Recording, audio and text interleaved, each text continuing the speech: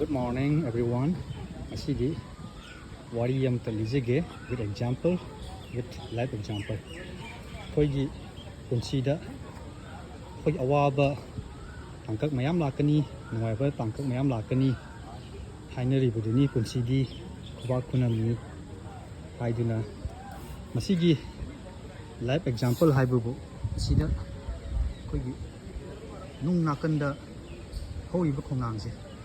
Si khongang maru dagi haure ine tare ba si jam exceptional oidra si maru amadagi haure ine aduga maru sisu aina khanbada kogi usik nagumba amangwa tosulam dagi haure ko ayamani adu haiba khongang maru sina thamoi pitna khangba kalam dragadi aigi laibak tana dragadi hauroena ningai tawramagadi ma ngasi sigi phulong sida hauram dapsi ya siga chap manai kogi punsida su marak kogi awaba khudong thi plak bakanda sidi aina ngamgani haiduna khara khangdo oga honadragadi punsida mai pakpa haibasi laktabani maram maduna sidi example sigi loinana koi khangba kanba mi ama haibadu oiminasi aduga punsida mai pakpa nungaiba